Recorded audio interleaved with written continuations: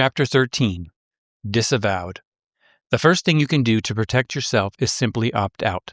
Steer clear of the Sparrow press. Don't sign anything, and you will not be a target. If you support the Sparrows, you can sign our petition for the reinstatement of the Constitution. It includes a clear commitment to democratic principles, nonviolence, and adherence to the laws of New America, the regional governments, and local authorities. I've consulted with a few of my fellow attorneys, and this is ironclad in court. You can't be convicted of conspiracy if you sign a statement of loyalty to the same government. For the Sparrow leaders, we will continue to send more stingers and cartridges for personal security. The 9 have told me they were highly effective in action, and they are completely non-lethal.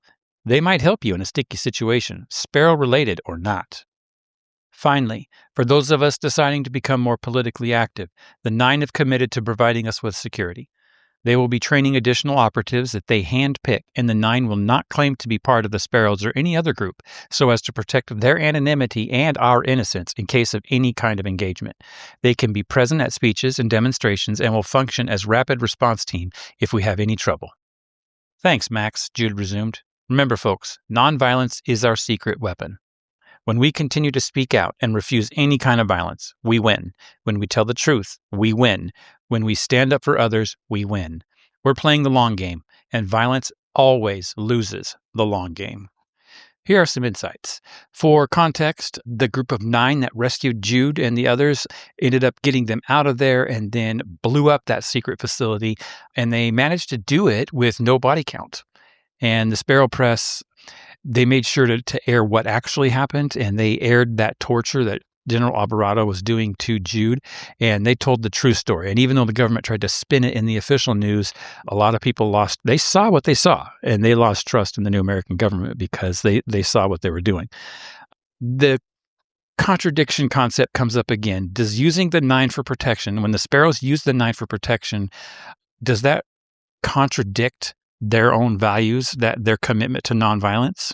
And I think there's kind of a couple ways to look at that. Are they being hypocritical when they're being protected by another group that is not necessarily committed to nonviolence?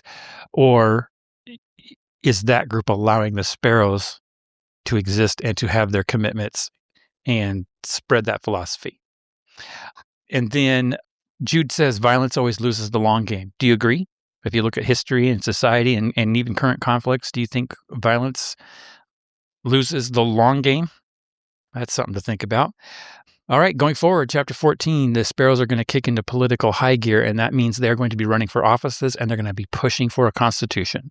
New America does not have a constitution that has been written and ratified yet, and they are pushing for that because they're seeing people's rights being run over by a government that's still kind of in this transition stage. You know, President Connor had these transition powers, the transition to new American government, where he had, kind of like that extra control during a military time. And he has, things have calmed down, but he hasn't laid that power down, and he has not committed himself to ratifying a constitution yet. And the Sparrows are going to push for that to happen, and it's going to make things kind of uncomfortable. So we'll see what happens. So stay tuned. Here we go with Chapter 14.